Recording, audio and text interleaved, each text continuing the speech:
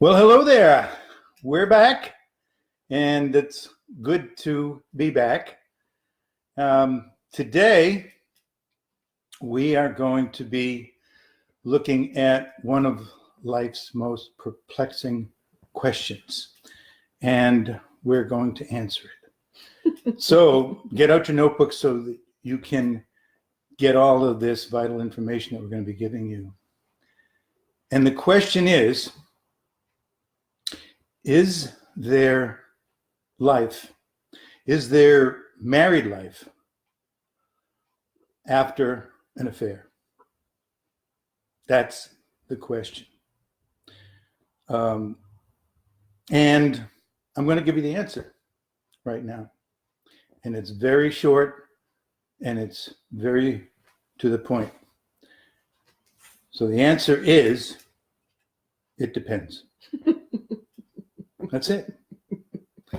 So you don't really need to watch anything else because, that's the question and that's the answer. We might spend a little bit of time talking about what it depends upon today, and what you might want to do if you have ever been or have known the experience of being on either side of that question, about what that experience is and how do you deal with it, and is it possible to really salvage a relationship after a serious betrayal, like a sexual indiscretion with somebody? And if so, how? So for those of you who have read our third book, which I happen to have a copy of here, Happily Ever After, and 39 Other Myths About Love, one of the chapters in it is what we refer to as the myth that once a cheater, always a cheater. So there's something in that title, and since we call it a myth, it reveals something about how we see it. And the way we see it is that it is possible. We know that for a fact. We've worked with a lot of couples who have been able to repair the damage, and there is damage in all cases when there's that kind of a betrayal. And we've known and worked with many who have really come through that, not only with their relationship intact, but literally with a stronger, more authentic, more honest connection than they had before. So we're going to be talking a little bit about some of the things that can predispose people to take that step and what the repair might look like. Mm-hmm. So Charlie and I have been in the field for more than 4 decades. And of all the challenges that couples face, this is at the top of the list. And there are many different challenges that couples face that could break them up or could compromise their well-being of their partnership if they do stay together. But infidelity, that's the big impact, high intensity feeling blow to the partnership. And although the statistics say that it is more common than not that there will be at least a single incident on one of the partner's parts at some point in the marriage. And it's very difficult to get statistics because people lie about this particular issue, even in an anonymous form that they filled out. So it's all over the map from 50-something%. There's research that even shows that it's as high as in the 90s.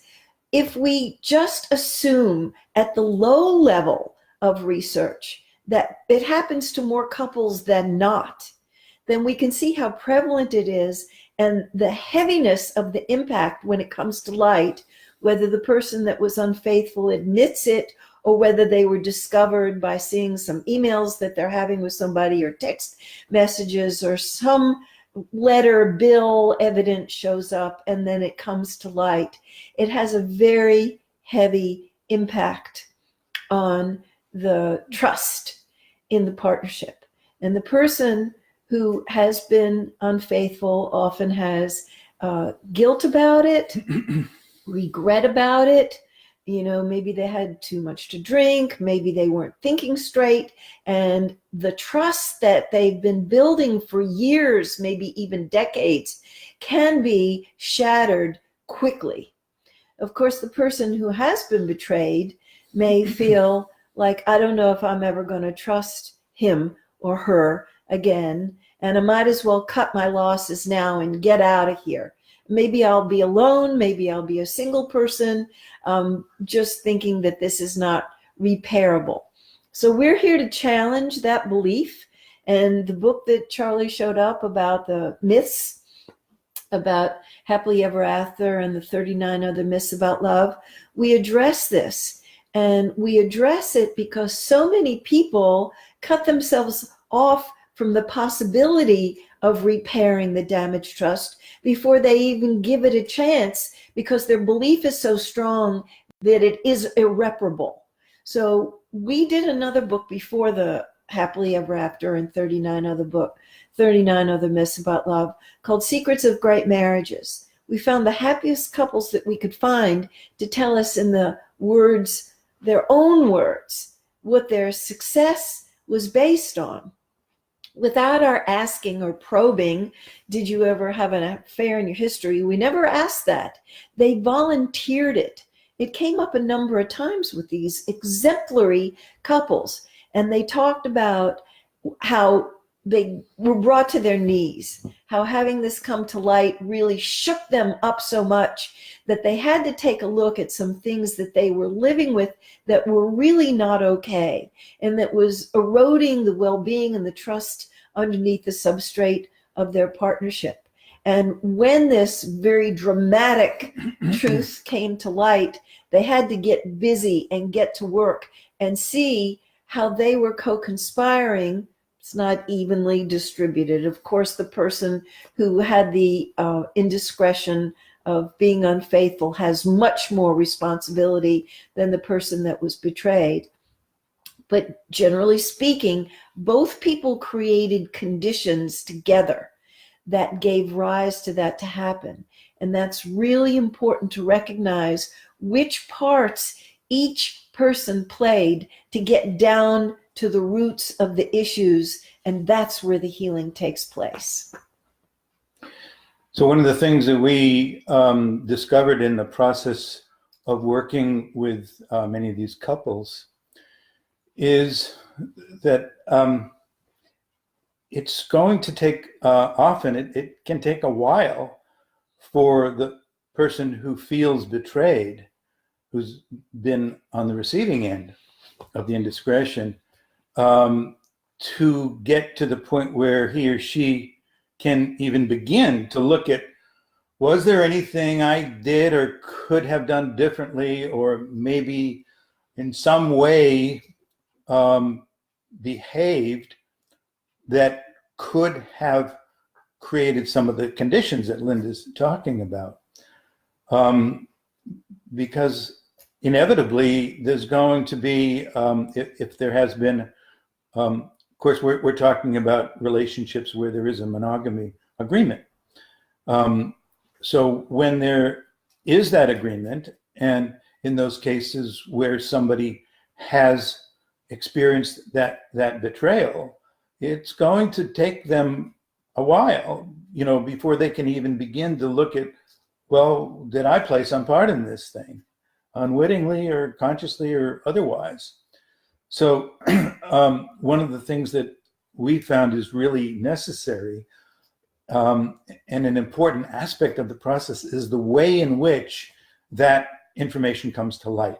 How does it become clear when it does? It doesn't always, of course, but in those cases where it does the person who is seen as the victim, and I use that air quotes in that,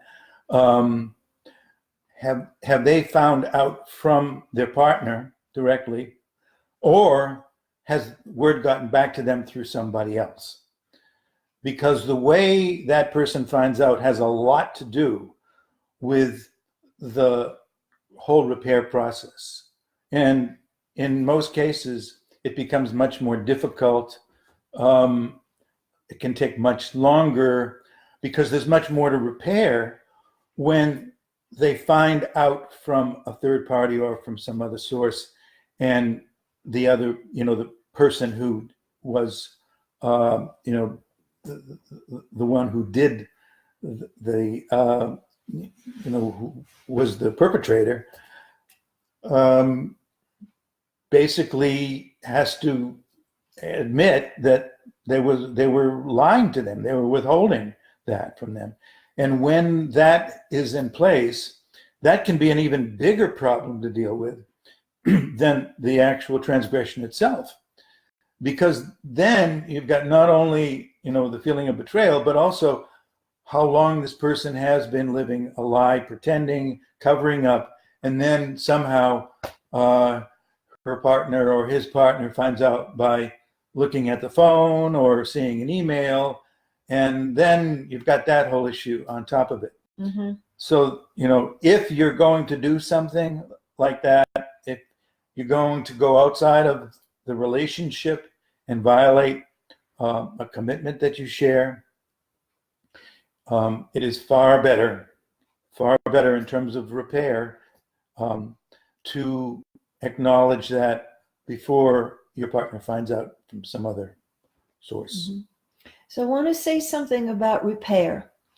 This is so critical. And even if it's been a long-term infidelity, even if it was discovered and not disclosed, the possibility for repair is there. But there's going to be some serious work that needs to be done about delving down into the roots of the issues.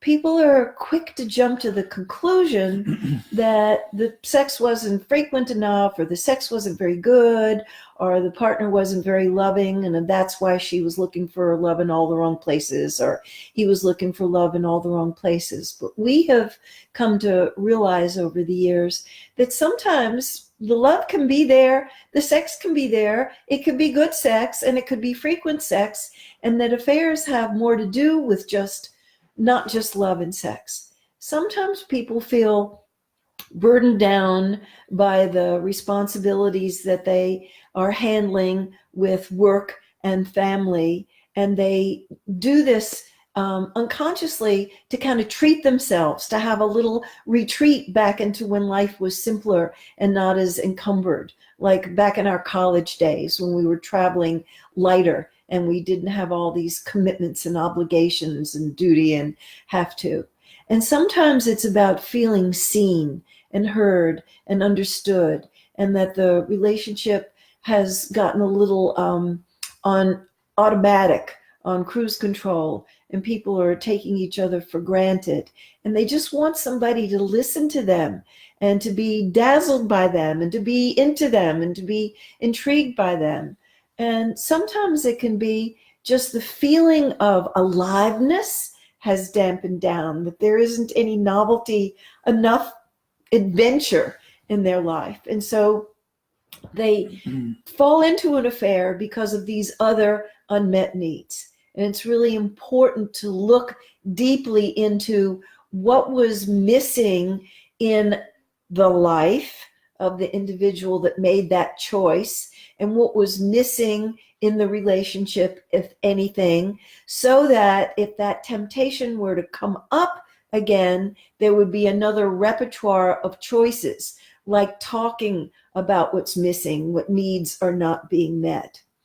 Once you have an understanding of the conditions that gave rise to the affair, the justifications and the rationalizations and the stories that the person who was the perpetrator is feeding to themselves, they can start to undo that and address the real needs in a healthy, wholesome way. Once that happens, and you start speaking about how you understand what it is that drove you to make the choice that caused so much harm to yourself and other, then the apology would have a better chance of going in, and the chance of forgiveness has a chance to take hold. But without that, the apology isn't going to mean as much, because just saying I'm sorry is incomplete. We have to be very specific about what we did that we're apologizing for, and to say what I've learned from this going forward is empowering me not to make the same choices that I made in the past when I wasn't as conscious about it. I'm reminded of a very famous quote by the actress Mae West, who once said, "I'd rather ask for forgiveness than for permission."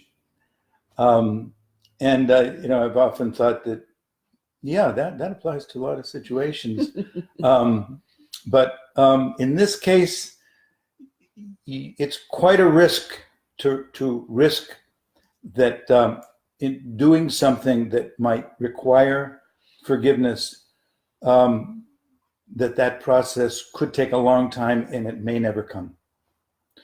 And if forgiveness doesn't ever come for whatever reason, then the likelihood of having any kind of successful relationship, I mean, people can stay together, and they do after affairs, but in terms of the quality of the relationship, in most cases, it's very, very poor.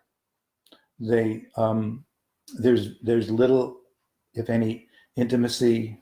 Trust is completely gone, and at best they live as roommates. Mm-hmm. And there's always, to some degree, an undercurrent of resentment that's there. So obviously, it's best, the best answer to that question is, well, just don't put yourself in that position in the first place. Don't do something that is going to cause the relationship to weaken to the degree that this can weaken it. And like Linda was saying, one of the best ways to prevent that is to stay current with each other in terms of how things are going, in terms of how you're feeling, instead of, stuffing those feelings of resentment or disappointment or sadness or boredom or whatever they are, to be willing to bring them out. It does feel kind of risky, but the risk that's involved in not doing that is that it makes it increasingly more likely that there's going to be some acting out or some acting in, meaning that one or both people might feel upset, depressed, angry, whatever, because they haven't really come to terms with this and dealt with it.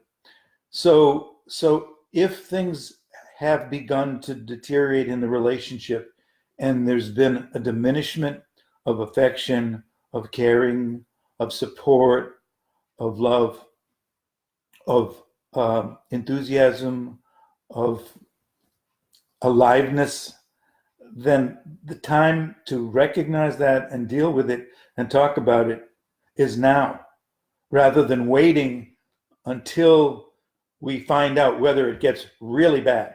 Mm-hmm. Because the risk involved in waiting too long to attend to concerns and conditions in the relationship that are not supportive of each partner is that it could be one more thing that it takes just to create a crisis. So you don't want to put yourself in that vulnerable position. I want to say something about prevention, because if you find yourself attracted to other people and you start having fantasies about them, I'm from the school of thought that it's important to disclose it, first to ourselves, then to our partner. I think that it can get bigger and have a bigger effect on us when we're closeted about it and when we keep it secret. Sometimes you can diffuse the energy about it. You maybe even can have some laughs about it. Maybe it's not so humorous. Maybe it'll be a little threatening. But I always believe that when things come out of the secret department and they're out in the open, that they have less of a grip, less of an influence on us. So you might want to have a conversation with your partner about whether they want to know about those.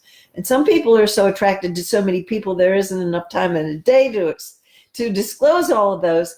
But really the important ones, the ones that you're, building your fantasy around that person, it's important to let that out of the closet. I want to say something about this repair process. It is possible, and one person is usually more convinced that it's possible than the other is. That commitment to doing the work is going to be more on the person who believes it's possible. It's okay for the other person to have a little suspicion or reluctance about it, particularly the person who feels that they've been betrayed. They're afraid to open up again. They're afraid to trust again. They're afraid to believe that it's possible to recover or have a full recovery. So it's so essential for both people to be patient with the recovery process. Because you don't say, I'm sorry one time, and you don't say, I forgive you one time. The first time you say, I'm sorry, it may fall on deaf ears because the person's still too furious and enraged to even let it in. You may have to wait and have the timing be right for them to be penetrated by your, I'm sorry. And then you have to demonstrate that you're not having any contact whatsoever with the other person. And that demonstrates that you are willing to build the trust again and prove yourself trustworthy. And don't be impatient with yourself if you're having trouble forgiving, because you may forgive, you may think you have thoroughly forgiven, and then something is going to trigger you, and you may find yourself enraged, angry, suspicious, distrustful again, and you need to take another cut at it, and another cut at it, and another cut at it. And don't think that it's going to heal in a matter of weeks or even months. It may be a year, it may be a couple of years until you make a full recovery. That's why the 31% is the small number that recover after an affair, and the 69% don't make it. A lot of those of the 69% didn't have the wherewithal and the commitment to do the work, and didn't have a patience to stay with it for what was required to have the breakdown become a breakthrough rather than a breakup. Yeah, I think that the statistics are even more disturbing than that, because the 31% of couples who stay together also includes couples who have not necessarily completely adequately healed the wound, but they have come to some sort of a truce that enables them to stay together, but they haven't really fully repaired the damage. One of the things that's involved in the process for most couples is, like Linda said, it's the willingness to really take the time that you need to express what you're feeling, to express if you're a transgressor, to express your remorse, your regret, your apology. It's also important for that person to be clear about within themselves and then to their partner about what it was that motivated them or caused them to make that decision. Because if your partner doesn't trust that you've learned anything from this process, how can they really be confident that this isn't going to happen again? Mm-hmm. So the apology, the contrition part of the apology really has to do with doing some self-reflecting and honestly acknowledging what was it that I was experiencing, what was missing, what caused me to make that choice, because I made that choice. I'm responsible for doing it. I might have all kinds of reasons why, I might have all kinds of explanations, but if I don't learn something from this experience, if I don't learn something about how it is that I justified that in my own mind, how I rationalized it, how I made it okay to do that, what it was that I was looking for that was missing in my relationship. If I don't really get clear about that, there's no reason for my partner to really trust that that isn't going to happen again. And if it does, in most cases, that's it. So if you're fortunate enough to have a partner who is willing to make an effort to see if this relationship can be restored and repaired, you really have to operate as though there's a zero tolerance policy in place now. That is, that you cannot afford to do anything like this, any form of betrayal at all. It doesn't necessarily have to be limited to a sexual betrayal, but a betrayal of trust, a betrayal of broken promise, a betrayal of a failure to fulfill a commitment that you said that you were going to fulfill. You're much more vulnerable, particularly in the months after the experience, to really jeopardizing the relationship.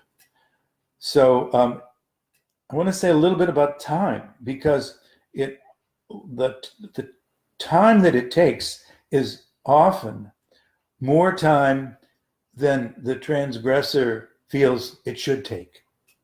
And impatience is the biggest enemy of repairing relationships in which there's been a betrayal, because the process is a process. It is not an event. It does take time. And over time, if the work is done by both people, and sometimes you need to have a third party in there helping you through it, but it is probably going to take longer than you think it should.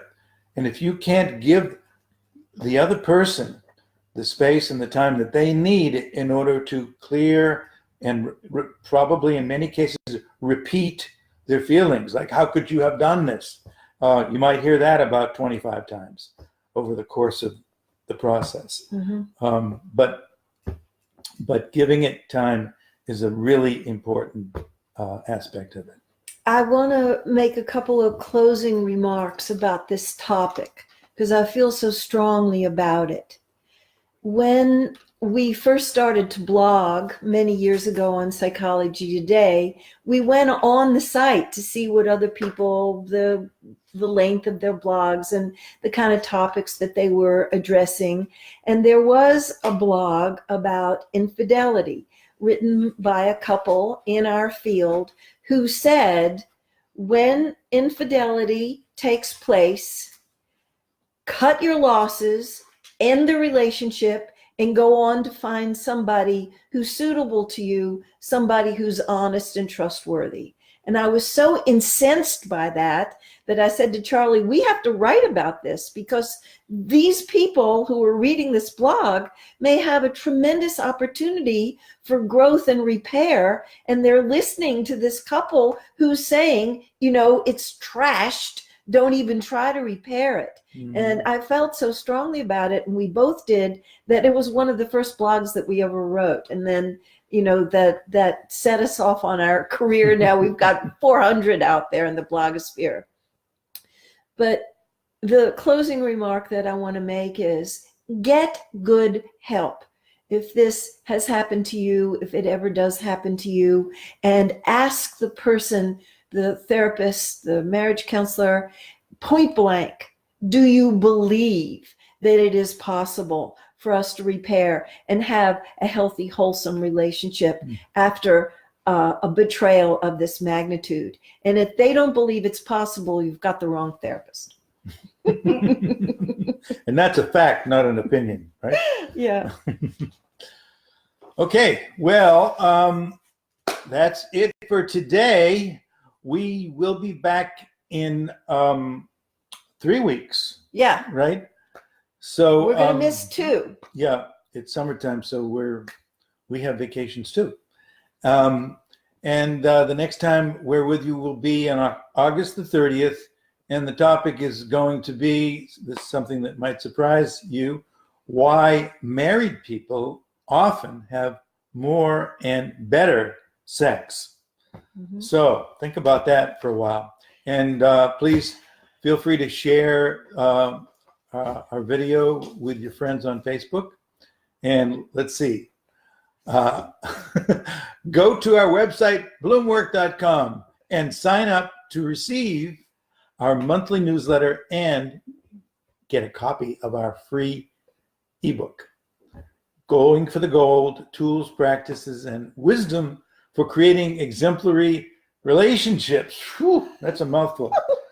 All right. Well, enjoy the rest of your day. Enjoy the rest of your summer. And hopefully we'll see you in All the 3 best. weeks. Bye.